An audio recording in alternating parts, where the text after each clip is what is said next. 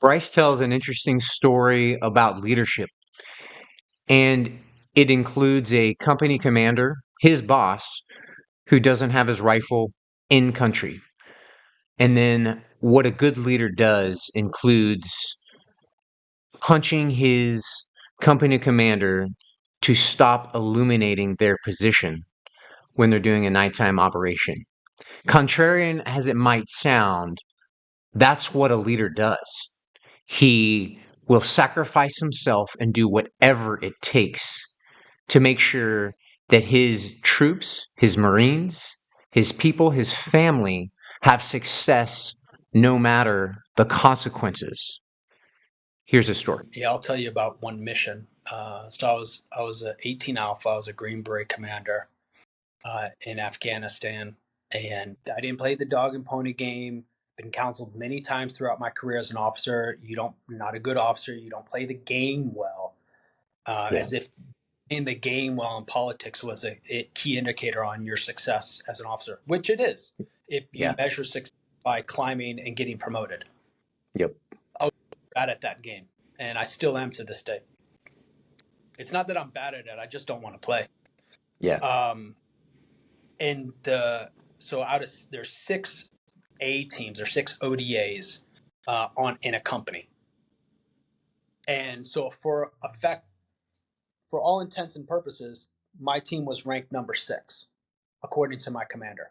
Had nothing to do with our mission success. We had very, very high mission success. Had nothing to do with our team culture or our bonding or our ability to influence the battlefield and shape the battlefield tactically for strategic implications. That's not how he ranked us. Was how much just did I play the game well? Did I kiss his ass? Did I want to ride his coattails? And emphatically, the answer was no. So he comes out for a mission or for a change of command inventory, and we had been watching. We'd been working on something for a couple weeks. Um, I mean, the story's cooler if I go into details. I'm just not sure how many details I can say. Let's just say Yeah. we were watching and we were working double agents. So we had a guy who was working for us as a source. He was also happened to be working as a Taliban guy, which guess what? Most of them are. Yeah. But he was, double dipping. But he was feeding information to both sides. He was ratting us out, but he was also ratting them out. So he was basically whoever's going to give him more money, that's who he was going to be a little bit more loyal to. So Risky he called game, but all right. risky because he's killed by either side, right? Yeah. So he's like, "Hey man, I got hired to transport a bunch of explosives into Kabul. There's going to be a really big attack, and we got to get all of this explosives in Kabul. So they hired me to smuggle it. All right."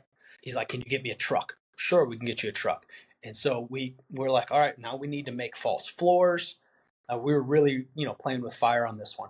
We need to make false floors and everything like this. So we get our contracting firm, civilian guy, and we're like, "Hey man, we need to weld in these false floors, false bottoms, all this side compartments, and make it look like it's." And he goes, "Listen, guys, if you guys want to move a bunch of drugs, then just pop the tires and put it in there." And we're like, "Bro, Mm. what are you talking about right now?" He goes, "Oh, are you guys smuggling meth?" And we're like, "What?" We're like, "I'm sure there's a backstory to this, but I'm not going to ask. Like, what are you Oh yeah. talking about?" I was like, "No, man, let's just make some false floors." He's like, "Okay, no problem." So we set up this truck and we put a bunch of like gee whiz, James Bond Q technology on it, so we don't lose the truck.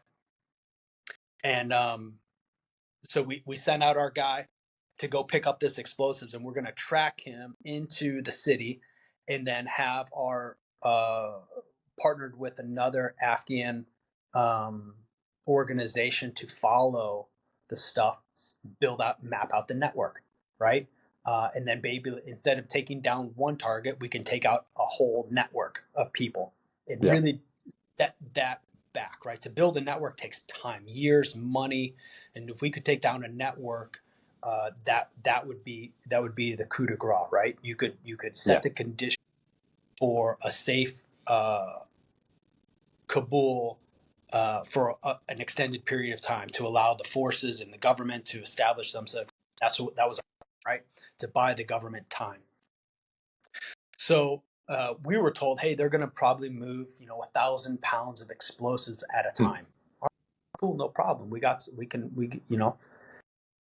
So we're watching via drone footage, and my two commanders are out there, and the new guy coming in, he pulled me aside and he goes, listen, man, whatever happens, if you meet trigger, which means the criteria to go on this mission, he goes, I'm going. And I'm like, yeah, no, you're too high ranking. Like, you can't come on this mission. He's like, listen, ladder, like whatever you need me to do. He goes, and the other guy will come with me. And I was like, oh, absolutely not that guy. He's a jellyfish. Got no being out here. And he's like, no, man, this will be the highest paid ladder team ever in history. Like, we got this. I'm like, okay. So we meet criteria, and we're like, all right, we're going to go in a couple hours. So my old commander goes over to my weapons guy, and he's like, hey, man, can I borrow a weapon? My guy's like, hush, hush, like, hey, what? Step inside this room real quick. One of my sergeants like, step inside. Say that again to me. You're the commander, and you want to borrow a weapon because you don't have a weapon with you? Like, what? And yeah, no, he kind of just was out there in the middle of the hinterland, Afghanistan, and he had forgotten his rifle. Hmm. So yeah, so he borrows a rifle that's not his. So we give him a rifle. He wants a flashlight on it. He wants all this like Gee Whiz commando stuff on it. We're all rocking Peltors, and he's got like the throat. Like anything that Charlie Sheen Navy SEAL movie. That's what right. That's what he looked like. The rest of us are like, hey man, let's just get the job done. Yeah. So we roll out on this mission, and while we're rolling to interdict, we're watching the video feed. And my CCT in the back, Chris Rush, rest in peace. He took his life, but a solid guy, made everybody laugh. Great guy. He's watching. He's like, "Hey, bro, you want to activate the QRF? You want to spin up some helicopters, and you're gonna want to get some jets on station. Like, this is gonna go down." I was like, "What are you talking about?" He goes, "Yeah, that one source that you think you're just gonna like get the truck from. There's 27 dudes out there." And I'm like, "Oh shit." So we get everything spun up. We're too close to like pull back. We have Romanians running checkpoints for us. We got some Danish Jaeger Corps, which is like their tier 1 Delta Force guys with us. We're solid individuals. And so we're rolling, and the roads get too narrow, so we can't get our there. So we're going to lose machine gun coverage as well. And so we got to go in on foot. And so we start busting out of the vehicles, and they see us coming, they hear us coming, and they start coming over the radio like they're squirting everywhere. And so we have no idea where these guys are going, what buildings they're going to. And so trying to control this crazy objective is like, okay, now we're going to have to clear, and basically an entire village by ourselves, because who knows where these guys are at. And so we roll up because we're like, we got to 1,000 pounds of ammunition or 1,000 pounds of explosives, one thing, but the whole idea was to get the network, and apparently they're all here. But unfortunately, there's only like 17 of us out right now. Yeah. And so we're running down this tiny little alley. It's maybe 5 feet wide. You got like an 8-foot mud wall on one side, and you got culottes or mud brick buildings on another side. And we're running with our Afghan commandos, and we're coming across intersections, and we're doing kind of like this Australian peel. So, front guy covers down on the alley, and everybody just blasts right past him. And so I'm coming up in full sprint, and I see this guy pulling cover down this alley, and he illuminates the entire thing. We're running under night vision, and he illuminates the entire thing with his white light, which, if you've ever worked with Afghanistan's, at least ours, they like to play, and as well trained as they were, right? We trained the fuck out of them. They still like to play this little like fuck game, which was like, how hard could they put pressure on the tack light button without it going off? It's just play. like, I don't know what was wrong with them. And so I'm thinking, oh man, it's one of these guys playing fuck games with the tack light. And so as I run past him, I I take my left hand and I smack his weapon out of his hand. Right, he's got a sling on, and so it's just gonna, but get his thumb off of the thing. And I turn around with in a right across the jaws, like, you motherfucker, thinking I'm just hitting my buddy Yeah. Najib. And goes, oh, in an American accent. And I'm like, oh no, that one was. But when you're with a small team of guys, you can tell who people are based off how, like, Yeah. when you're like such a good team and into like this flow state where you can just feel somebody's next to you and you know who it is. You become like this single organism. And Yeah. even like at distance under night vision, I'm like, oh, that's his silhouette. I can tell that's his medical pouch on the upper left side and I know who that is. You memorize these silhouettes under in the darkness. And I'm like, so I just assumed it was an Afghan commando because I didn't recognize the silhouette. Yeah. No, I it feel turned like I out know where this is going, but it continue. going who thought I was already in last place. And I just right across on the objective. And so I'm sitting, it turns out why did they have 27 guys is because they didn't have 1,000 pounds of explosives. They had 22,000 pounds of explosives. So they were, instead of doing 1,000 pounds at a time, they were going to send all the explosives in at one time, which tells me they had all the checkpoint guys paid off. Yeah. Right. So there was no rolling this network, that it was polluted and corrupt across the board.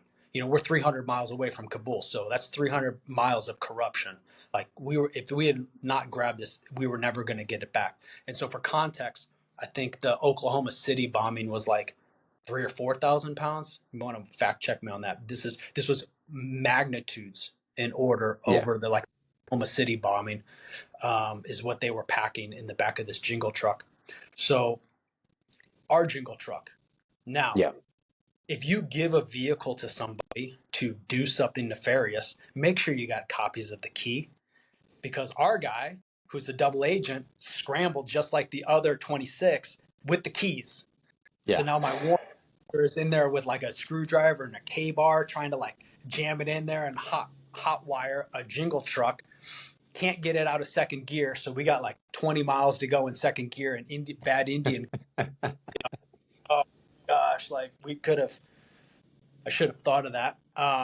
Yeah. So as soon as Yeah. I get back, I'm typing up my reports, and the outgoing commander puts his hand on my shoulder, and he's like, "I just need to say I'm sorry." And I'm like, "Oh," he goes, "That guy you punched was me." And I'm like, "Yeah, I kind of figured." And I'm like, he knows he fucked up, and I was in the right, and blah blah blah. Yeah, by the next morning, I was back on his shit list. Yeah. So the new commander coming in pulls me aside and he goes, "Hey man, I know you're down. Like, the guy told me, he's like, you're gonna get the worst rating. I'm gonna rewrite your officer evaluation report. You're fucking done here." And the new guy pulls me aside. He goes, "Don't listen to that guy, man. You're good." He goes, "You're number one in my book." And I still stay in contact with that guy. I've actually done quite a few for him, because he went to battle for me when he became commander within the first 15 minutes. Okay. The first thing the battalion commander wanted him to do was to fire me on the spot in combat. And he said, absolutely not. Like, he goes, "You fire him, you fire me at the same time." And I was like, "Bro, you don't owe me anything. You're a brand new commander. Like, you don't owe me anything. Like, you could easily throw me away. I've been discarded so many times by bad leaders, and I've gotten this far. Like, I'll figure it out." Like, and he goes, "No, that's not what leaders do." And he pulled me aside again. He goes, "Listen," he goes, "if you're a leader and you've made so much rank, it's either you've gotten lucky, because you never had to fall on your sword." He goes, "But at some point, if you stay in this game, you will have the opportunity to fall on your sword for your guys."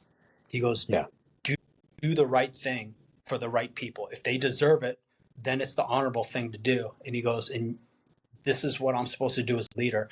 And I've never forgotten that moment and that lesson.